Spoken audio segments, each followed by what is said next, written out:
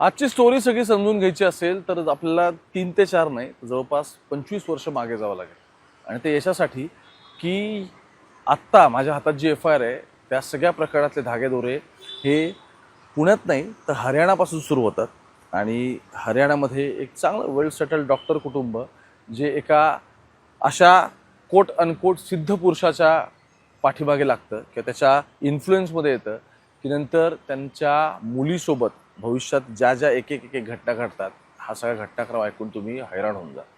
एक असा बाबा जो हरियाणा बेस आहे जो पुण्यात येतो, वाघोलीला जवळपास 5 एकर जागा आहे, जवळपास वाघोलीला रोड साईड 5 एकर जागा आहे जवळपास, ज्या 5 एकरात त्याचा पूर्ण आश्रम चालतो आणि काय तर पोलिसांना तिथे खाली भुयारं सापडतात आणि जेव्हा तपास आता पुढे चाललाय तर पुण्यातल्या एका महत्त्वाच्या पोलीस IPS अधिकाऱ्यांनी सगळ्यात माहिती दिली। त्यांनी सांगितलं की मोठ्या प्रमाणात मेडिसिन्स आणि प्लस रूम भरून कॉन्डम्स आम्हाला तिथे रिकवर झालेत। आता इतकंच नाही, याची एक एक गोष्ट मी जशी तुम्हाला सांगत जाईल तशी नावं रिव्हील होतील। फक्त ज्या महिलेबाबत हे सगळं घडलं आहे तिचं नाव काही मला घेता येणार नाही आणि तिच्याशी संबंधित तिचे आई वडील वगैरे असतील किंवा तिची आयडेंटिटी रिव्हील होईल अशा गोष्टी आपल्याला यामध्ये डिटेल्स आत्ता केस सुरू आहे त्यामध्ये देता येणार नाही। पण पुण्यातल्या वाघोलीमध्ये एक एवढा मोठ्या आश्रमावरती छापा, मिश्रा नावाचा माणूस आहे, याचा आश्रम चालू होता, याच्यावरती छापा पडला आणि रात्री पोलीस तिथे गेले। फक्त गेले नाहीत तर 8 जण ताब्यात घेतलं, त्यातल्या 6 महिला आहेत। आता महिलांना रात्री ताब्यात घेता येत नाही, त्याच्यासाठी पोलिसांनी न्यायालयाला उठवलंय, म्हणजे न्यायालयाला जागा केलं पोलिसांनी आणि त्याच्यावरती सही शिक्का घेतला आणि त्यांचे अरेस्ट दाखवले। इतकी सगळी वेळ आली, पण हे सगळं प्रकरण इतकं इंटेन्सिव्हली, इतक्या फास्ट, इतकं कॉन्फिडेन्शियल का ठेवण्यात आलं, हे नक्की कशा पद्धतीने घडलं आणि एक्झॅक्टली काय हे पुढच्या 10 मिनिटात बरोबर समजून घेऊ। FIR थोडी मोठी असते रे, त्यात त्याचे महत्त्वाचे मुद्दे तुमच्यापर्यंत पोहोचावेत या सगळ्या डिटेल्स मी काढलेल्या आहेत, त्यामुळे नक्की ह्यात काय घडलंय आणि रिमांड रिपोर्ट पण माझ्याकडे आहेत। पोलिसांनी काही गोष्टींचे उल्लेख करायचे होते पण ते जाणून बुजून टाळलेत का असा प्रश्न सुद्धा उपस्थित होऊ शकतो, सगळं समजून घ्यायचं। नमस्कार, मी ओंकार आणि मुंबई तकच्या आपल्या पुणे मेट्रोमध्ये तुमचं स्वागत। 2000 सालापासून ही गोष्ट सुरू होते। पीडित महिलेने दिल्ली FIR आहे, त्या FIR मध्ये असं म्हणते की 2000 साली माझे आई वडील हे एका हरियाणामध्ये एका बाबाकडे गेलेले होते। त्यांचं तिथे त्यांच्याकडे गेल्यानंतर त्यांची भेट वगैरे सगळी झाली। आधी एका दीप प्रज्वलन कार्यक्रमाला माझे वडील डॉक्टर असताना त्यांना बोलण्यात आलं होतं, तिथे गेले। त्यानंतर मग ह्या सगळ्या व्यक्ती आमच्या घरी आल्या आणि घरी आल्यानंतर आम्हाला जाणवलं की त्यांच्या घरात आल्यामुळे आमच्या घरातलं वातावरण सुगंधित झालं आणि त्यानंतर घरातील त्यांच्या आगमनाने काहीतरी चैतन्य संचारलं अशी आमची कालांतराने श्रद्धा बसली। नंतर वडिलांनी त्यांच्या पंचकुला इथे त्यांचं जे साधना ट्रस्टचं जे होतं, ज्या या बाबांचं होतं, तिथे वडील तिथे जाऊ लागले। आता संबंधित आश्रम हा नोंदणीकृत ट्रस्ट होता आणि राधा मोहन मिश्रा हे त्याचे प्रमुख होते, जे आता राधा मोहन मिश्राला पोलिसांनी उचललंय। वडील नेहमी आश्रमात जाऊन त्यांना यायचे, त्यानंतर कधी कधी हे सद्गुरुजी होते, परमसिद्ध पुरुष वगैरे वगैरे, ह्यांना पण आम्ही घरी बोलवायचो आणि ते सहजासहजी कोणाला भेटत नव्हते, पण माझे वडील म्हणायचे की ते आपल्याला भेटतायत, आपण यांच्यासाठी स्पेशल आहोत आणि जेव्हा भेटतो आपण तेव्हा त्यांचं दर्शन घेतलं पाहिजे। आणि त्यामुळे हे सगळं तिचं वडील सांगायचे आणि त्यामुळे राधा मोहन मिश्रा याच्याबद्दल तिची सुद्धा उत्सुकता वाढू लागली आणि त्यानंतर मग अशा महान पुरुषांचं सुद्धा आपल्याला दर्शन मिळावं तिला वाटू लागलं। आता यानंतर आणखी मधल्या काळात काही 2-3 वर्ष गेली। 2-3 वर्ष गेल्यानंतर राधे मोहन हा जो मिश्रा आहे याने तिच्या जी पीडित महिला तिच्या वडिलांना फोन केला आणि तिला सुद्धा बोलावून घ्यायचं सांगितलं। त्याचं कारण असं होतं की ही शिक्षणासाठी बाहेर पडली आणि तिथे त्या पंचकुला एरियात राहत नव्हती, आणखी दुसरीकडे कुठे निघून गेली हरियाणामध्येच आणि तिथे शिक्षण घ्यायला लागल्यानंतर फक्त वडील आश्रमात यायचे, मुलगी काय येत नाही, म्हणून काय केलं, म्हणून ह्या राधा मोहन मिश्राने वडिलांना फोन करून बोलून घ्यायला सांगायचे। त्यानंतर मग तिथल्या एका हॉटेलवर आल्यानंतर मिश्रा हिला खासगी रूममध्ये बोलवायचा आणि बोलवल्यानंतर कॉलेज लाईफमध्ये तुझं काय चाललंय, बॉयफ्रेंड कल्चरबाबत त्यांची विचारणा करायचा। नंतर त्याने काय केलं, एकदा असंच रूममध्ये ते दोघं बसलेले होते, त्यावेळी कॉम्प्युटरवरती एका प्रेग्नन्सीची गरोदर महिलेची प्रसूती कशी होते याबद्दल व्हिडिओ दाखवला आणि मग म्हटले महिलांना किती त्रास होतो हे त्यांना दाखवलं, असा तू त्रास सहन करू शकशील का असं तिला विचारलं। त्यावेळी ती म्हटली की हो मी करू शकते। आता त्यावेळी तिथे आणखी एक सेविका होती या बाबाची सेविका होती, तिला सांगितलं काठी आण आणि काठी आणली आणि या मुलीला त्यांनी जी पीडित आहे त्यांनी मारायला सुरुवात केली। आता नंतर हळूहळू ती म्हटली की माराची तीव्रता तो वाढवू लागला, मी घाबरले, मी ओरडले, पण ते म्हटले की तू जर हलका मार सहन करू शकत नाहीयेस तर लग्नानंतर तू नक्की काय करशील, या सगळ्यावरती तुझ्या मनाचा रिपोर्ट लिहून त्यावर तुझ्या मनाचं विश्लेषण मी करीन। आता तुला हा साधा मार सहन होत नाही तर तू काय कर, तो आता घरी जा, तुझ्या मनात काय चाललंय काय नाही सगळ्यावरती गोष्टी सगळ्या लिहून आण, त्याचं मी विश्लेषण करेन आणि माझ्यापासून तू काही लपवू नकोस, तुझ्या मनात काय चाललं ते, तसं झालंच तर तू नरकात जाशील अशी भीती घातली. परत आणखी असेच हेच एक एक एक गोष्टी घडत राहिल्या. परत 3-4 वर्ष या सगळ्यामध्ये निघून गेली. 2009-10चं वर्ष उजाडलं. आता ते म्हणते की त्यावेळी मी वयात आलेली होती, मला लग्न करायचं होतं. पण ह्या राधामोहन मिश्रा याला ते मान्य नव्हतं की मी लग्न करणार आहे ते. म्हणून मी चारित्र्यहीन आहे आणि मार खाल्ल्याशिवाय मी काय सुधारणार नाही असं याने आईवडिलांना तिच्या सांगितलं. ज्या आईवडिलांचा डॉक्टर आहे वडील, बापरे, ज्यांचा ह्या बाबावरती इतका विश्वास, यांना सांगितलं. मग त्यानंतर 1-2दा परत एकदा त्याच पद्धतीने कार्यक्रम झाले आणि त्यांनी काठीने तिला मारलं. ठीक आहे. मग राधामोहन मिश्रा याचा आणखी एक शिष्य होता, तो त्यावेळी हजर होता आणि ती सांगते की त्यावेळी जेव्हा राधामोहन मिश्रा मला मारहाण करत होती त्यावेळी आधी जी त्याची सहकारी होती ती पण तिथे उपस्थित होती, तीच बाजूला बसलेली होती आणि नंतर ती आली आणि ती माझ्या अंगावर बसली असती म्हणते. त्यावेळी मिश्रा याने मला बाजूला बोलून सांगितलं की मी तुला मारहाण करतो हे तुझ्या घरी पण माहिती आहे, तुझ्या आईवडिलांना माहिती आहे, ते पण तुला थांबवू नाही शकले, तर आणखी कोण थांबवणार आहे? मी स्वतः कृष्णाचा अवतार आहे, त्यामुळे माझ्या म्हणण्यानुसार वाग, नाही ऐकलंस तर तू नरकात जाशील. आणखी काही दिवस लोटले. हिच्या मनात भीती निर्माण झाली. सो हिने जाणं परत एकदा कमी करून टाकलं. पण वडील म्हणायचे की गेलं पाहिजे, तुला चांगलं, तुझं आता करिअर वगैरे सगळं सुरू होतंय, तू गेलं पाहिजेस. ठीक आहे. त्यानंतर काही दिवसांनी राधामोहन मिश्रा याने मला त्याच्या पर्सनल रूममध्ये बोलवून घेतलं व माझ्याकडे एकटक पाहू लागला. त्यानंतर त्याने जबरदस्तीने माझ्या इच्छेविरोधात माझ्या गालावरती, ओठांवरती, छातीवरती याने किस करायला सुरुवात केली. लग्नानंतर सुद्धा सगळं अशाच गोष्टी होतात. मी तुला खूप चांगल्या प्रकारे ह्या सगळ्या गोष्टी करू शकतो आणि आत्ताच तुला मी शिकवू शकतो. लग्नाची तुला काय गरज आहे, तुला कशाला आणखी पुरुष पाहिजे, असं तो म्हणू लागला. आणि तुझे आईवडील सुद्धा मी म्हणेल तेच ऐकणार, ते काय तुझं ऐकणार नाहीत वगैरे असं तिला सांगितलं. हे धमकावलं. ती घाबरली. हे सगळं झालं. त्यानंतर तो हे वारंवार करू लागला. मग 2010 नंतर जेव्हा मॅट्रिमोनियल साईटवरती आईवडिलांनी पण नावाची नोंदणी वगैरे केली आणि मग तिला मुलगा बघायला सुरुवात झाली, तेव्हा एक दिवस असंच परत मिश्राला ते आवडलं नाही. त्याला कळलं की असं असं घरात सुरू झालंय. ते त्याला आवडलं नाही.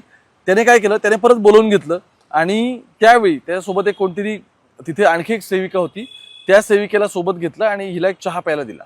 तो चहा प्यायल्यानंतर ती म्हणते की मला गरगरू लागलं आणि गरगरू लागल्यानंतर ती सेविका इथून निघून गेली आणि मग मिश्रा तिथेच जवळ होता. त्याने काय केलं, त्याने मग तो म्हणला की ती म्हणते की त्याने माझ्या छाती दाबू लागला. त्यानंतर माझ्या प्रायव्हेट पार्टला तो हात लावू लागला आणि मी ओरडायला लागले. पण मग तो म्हटला की अगं तुला ह्या सगळ्या गोष्टी सहन नाही होते तर तू लग्न तरी कशी करशील, नवरा सुद्धा तुझ्यासोबत अशाच पद्धतीने करणार आहे आणि असं म्हणून तो तिला जवळ ओढू लागला. त्यानंतर तिचं म्हणणं आहे की त्याने तिचे कपडे काढले आणि ती विरोध करत होती, पण त्यानंतर तिला काही कळत नव्हतं, ती अनकॉन्शियस या सगळ्यामध्ये झाली आणि तो म्हटला की तू जर कपडे काढायला विरोध केला तर मी आता हे सगळे फाडून टाकेन. इथपर्यंत प्रसंग आला. त्यानंतर मग तिचं असं म्हणणं आहे की त्याचे प्रायव्हेट पार्ट्स त्याने इन्सर्ट केले वगैरे, असं ते बेसिकली हा रेप झाला हे सगळ्यामध्ये. ठीक आहे. आता हे सगळं झाल्यानंतर मग त्याने जीवे मारण्याची धमकी दिली आणि तो म्हणत होता की एवढ्या मुली इथे राहतात, ह्या सगळ्या माझ्यासोबत राहतात, त्या सुद्धा असंच करतात, त्यांना तर कधी काय वाटत नाही. सो तुला सुरुवातीला त्रास होईल पण नंतर तुला हे सगळं करायला तुला सुद्धा या सगळ्यामध्ये मजा वाटू लागेल असं तिला सांगितलं. आता हे सगळं झाल्यानंतर ते म्हटले की माझे भक्त इतके आहेत त्यामुळे माझ्यावरती लोकांचा विश्वास आहे, तुझ्यावरती कोण विश्वास ठेवणार वगैरे असं एक एक सांगितलं. तिचा बलात्कार केला. तिचं असं म्हणणं की त्याने त्यानंतर ड्रॉवरमधून कॉन्डम काढलं आणि त्यानंतर काही क्रिया सुरू केल्या आणि मग हे सगळं झाल्यानंतर ती तिच्या वडिलांना सांगायचं होतं पण ती काय सांगितलं नाही, ती घाबरली होती. मग याने तिच्या वडिलांना भेटायला बोलवलं. मग याने सांगितलं की हिचं काही लग्न वगैरे तुम्ही करू नका, मला तिच्या चारित्र्यावरती डाऊट आहे वगैरे. आणि मग हे सगळं केल्यानंतर मिश्रा याने स्वतःच वडिलांना सांगितलं की मुलीचीच इच्छा नाही तर तुम्ही तिचं लग्न कशाला लावताय. म्हणजे मुलीची इच्छा होती पण ती घाबरली होती, घरामध्ये कम्युनिकेशन नीट नव्हतं, फॅमिलीचा त्या बाबावरती विश्वास होता, त्यामुळे हे सगळं इथपर्यंत पोहोचले. आता शेवटच्या टप्प्यात 2 गोष्टी. हे सगळं वर्ष संपलं. मग तिचं असं म्हणणं आहे की त्यानंतर माझ्या संपूर्ण कुटुंबाला त्याने प्रभावित केलं आणि ह्या ज्या गोष्टी सगळ्या तिकडे घडल्या त्यानंतर ही सगळी मंडळी पुण्यात शिफ्ट झाली. आता पुण्यात शिफ्ट झाली तर ज्या बिल्डिंगमध्ये राहिल्या होत्या तिथेच एक मिश्राचा पण फ्लॅट होता आणि यांचा पण फ्लॅट होता. हिच्या वडिलांनी त्याने सांगितलं की इथे इथे घर घेतला. मग तो वारंवार तिला फ्लॅटवरती बोलवायचा आणि त्यावेळी सुद्धा तिचं असं म्हणणं आहे की ज्या ठिकाणी मी राहायचो तिथे सुद्धा त्यांनी माझ्यावरती वेळोवेळी बलात्कार केलेला आहे. त्यानंतर मग आम्ही परत दुसऱ्या ठिकाणी आणखी एक राहायला गेलो तर तिथे सुद्धा माझे आई वडील वगैरे भाऊ वगैरे हे सगळे मंडळी राहायचे. पण असं असताना सुद्धा मिश्रा याने माझा छळ केला, माझ्यावर वारंवार बलात्कार केला, मला मारहाण केली, माझे नग्न व्हिडिओ काढलेले आहेत, मला नग्न करून माझी छाती चिमट्याने पिरगळणे, शॉक देणे इत्यादी अमानुषकृत्य त्याने आतापर्यंत माझ्यासोबत केले आहेत. त्यानंतर 2016चं वर्ष उजाडलं. मग मारहाण सहन न झाल्याने मी धावत आई वडिलांकडे गेली आणि आई वडिलांना काहीतरी सांगायचं आहे सांगितलं. पण तोपर्यंत आई वडिलांचे सुद्धा त्याने माझ्या विरोधात कान भरलेले होते, मी कशी चारित्र्यहीन आहे वगैरे असं सगळं सांगितलं होतं. तर आई वडिलांच्या मनातही माझ्याबद्दल चुकीचे विचार तयार झाले होते. मी एवढे दिवस हिला सांभाळलं पण आता सांभाळणार नाही वगैरे वगैरे असं सगळं यावरून इश्यू झाले. मग आई वडिलांनी विश्वास ठेवला आणि लग्न करून या सगळ्यातून बाहेर पडायचं होतं असं तिचं सगळं म्हणणं होतं. आता लग्न हा तिला एकमेव ऑप्शन दिसत होता. त्यामुळे तिने काय केलं की तिने लग्न करायचं ठरवलं. मग 2019चं वर्ष उजडलं. त्यानंतर ती रिक्वेस्ट वगैरे करू लागली की मला लग्न करायचं आहे वगैरे असं सगळं बोलू लागली. त्यानंतर मग आई वडिलांशी वाद झाले आणि मग नंतर जसं लग्न वगैरे सगळं उरकलं. लग्न झाल्यानंतर तो मिश्रा परत तिला मेसेज करायचा आणि म्हणायचा की तुझ्या आणि तुझ्या नवऱ्याचे शारीरिक संबंध प्रस्थापित करत असताना व्हिडिओज तुम्हाला पाठवत जा.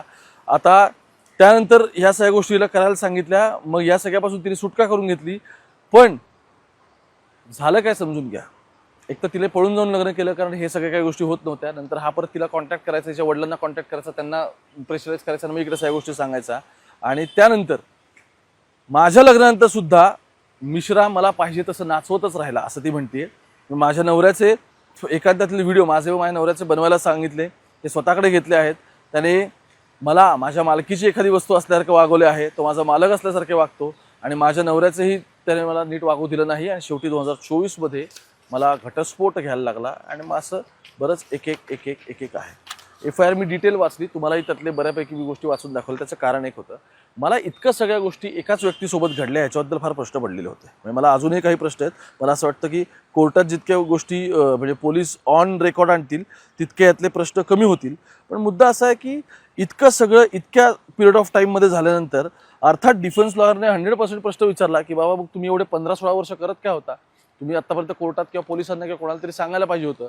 पण आता या महिलेप्रती आपण सिंपती दाखवली पाहिजे कारण तिने किमान हा सगळा विषय कोर्टात पोलिसांपर्यंत आणला. तरी या सगळ्यांत काय झालं, या सगळ्यानंतर पोलिसांची जवळपास 150-200 जणांची टीम, तो जो वाघोलीचे इथे 4-5 एकराचा कॅम्पस आहे इथे त्यांनी रातोरात छापा टाकला.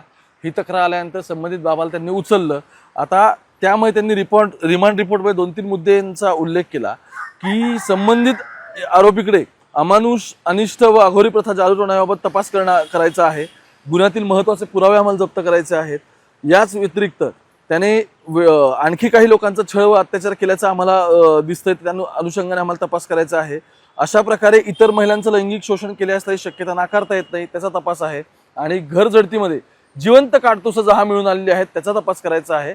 आणि या घरामध्ये काही मग दागिने बिगिने असे 10-15 लाख रुपयाची मालमत्ता सापडली, 6-6.5 लाख कॅश सापडली, असं सगळं आहे. मुद्दा असा आहे, पोलिसांनी रातोरात न्यायालयाला उठवलं आणि ह्या सगळ्या प्रकरणामध्ये जे 8 जण त्यातले 6 महिला आहेत त्यांची अरेस्ट दाखवली. आता इथपर्यंत मुद्दा नाहीये. समजून घ्या, मी जेव्हा या प्रकरणामध्ये आणखी माहिती काढायचा प्रयत्न केला तेव्हा मला कळलं की काहीतरी एक IgG काहीतरी एक ऑटो इम्युन सिस्टीम डिसीज आहे की याच्यामध्ये तुमचे बॉडी सेल्स तुमचे पार्ट्स खाऊ लागतात वगैरे, असा या बाबाला काहीतरी डिसीज आहे. तर त्याला नीट हालता विलता येत नाही असं आत्ता तरी दिसतंय. मग त्याने या सगळ्या ॲक्टिव्हिटी कशा काय केल्या हा प्रश्न उपस्थित होतोय. आता ज्यावेळी कोर्टात या सगळ्या संदर्भात हिअरिंग लागली, कोर्टात सगळ्यांना हजर करण्यात आलं, तेव्हा सुद्धा हेच दिसलं. पण मग मुद्दा असा आहे, असं असताना एक्झॅक्टली अशी कोणती कारणं आहेत की ज्या कारणांमुळे त्याच्याविरोधात ही सगळी FIR दाखल झाली आणि मग ही महिला म्हणते की इतक्या सगळ्या गोष्टी माझ्यासोबत या सर्टन पिरियड ऑफ टाईममध्ये घडलेल्या आहेत. 10 ते 15 ते जवळपास 20 वर्षामध्ये एक सगळं माझ्यासोबत घडत गेलं. आता रिमांड रिपोर्टचं पोलीस टायमिंग जर चेक केलं ते आणि आरोपींना अटक केल्यानंतर 48 कलमा अन्वये जी नोटीस देण्यात आली ती 2:54 सकाळी देण्यात आली, बरोबर. पण पोलीस तर 1 वाजताच पोहोचले होते असं साधारण व्हिडिओ दाखवत आहेत. बरं, आलेल्या पोलिसांनी CCTV सगळे ताब्यात घेतलेले आहेत. त्या ठिकाणी ज्या 2 व्यक्तींनी व्हिडिओ काढले ते व्हिडिओज माझ्याकडे आता आहेत आणि त्याचे मी टायमिंग चेक केल्यात दिसतं की 1:15 पर्यंत पोलीस आलेत. मग रिमांड रिपोर्ट ज्या होत्या नंतरचे 2:54चं टायमिंग दिसत आहेत. अटक पोलिसांनी जेव्हा कोर्टामध्ये या सगळ्या गोष्टी दाखवल्या तेव्हा 3:30 पहाटेचे वाजलेले होते. सो टायमिंग्स वेगवेगळ्या सगळ्यामध्ये दिसत आहेत. त्यानंतर 2:44ला असं दिसतंय की आम्हाला या महिलांना अटक करायचं असं ते कोर्टाला अप्रोच होतात आणि 3:30ची अटक दाखवत आहेत. सो टायमिंग्स पण या सगळ्यामध्ये अजून वेगवेगळे आहेत असं दिसत आहेत. अर्थात वेगवेगळ्या वेळी कारवाईचा इश्यू असेल तर तशा पद्धतीने पोलिसांनी टायमिंग घेतले असतील. पण मूळ मुद्दा काय सगळ्यामध्ये की एकतर कोणतीही नोटीस कोणालाही नव्हती, पोलिसांनी थेट धाड टाकली आणि सगळ्यांना रातोरात तो सगळा सील केला आणि हे केलं. आता मुद्दा असा आहे, या सगळ्यामध्ये एका IPS अधिकाऱ्याने सांगितलं की आम्हाला खूप साऱ्या वेगवेगळ्या गोळ्या तिथे सापडल्यात आणि रूम भरून कॉन्डम्स वगैरे आम्हाला तिथे रिकवर झालेत. हे एक्झॅक्टली कसं होतं काय होतं. मुद्दा असा आहे, जर हे तुम्हाला सापडलंय तर ते तुम्ही रिमांड रिपोर्टमध्ये का लिहिलेलं नाही?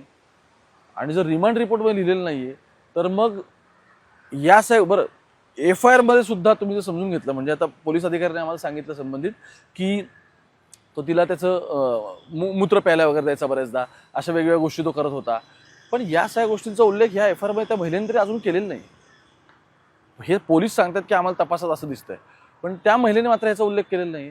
दुसरं, ज्या गोष्टी रिकव्हर झाल्यात त्या सगळ्याच गोष्टी मग त्यांचा उल्लेख का नाही करण्यात आला, की आता पुढची 20 तारखेची रिमांड आहे त्याच्यामध्ये पोलीस करणार आहेत, असे बरेचसे प्रश्न अजून अनुत्तरित आहेत. त्यामुळे कारवाईच्या मागचं एक्झॅक्टली या सगळ्यामध्ये काय कारणं दिसत आहेत, ती कारणं मला असं वाटतं की उद्या ज्यावेळी त्याला कोर्टात हजर केलं जाईल, परत एकदा रिमांड वाढवून घेतली जाईल, त्यावेळी तपासात काय सापडलंय, पोलिसांच्या या सगळ्यामधले इंटेन्शन्स काय आहेत, अशा बऱ्याचशा गोष्टी आपल्यासमोर क्लिअर होतील. बाकी तुम्ही मुंबई तक बघत राहा. कॅमेरा पर्सन गोपाळसोबत मी ओंकार थेट, पुण्यावरून.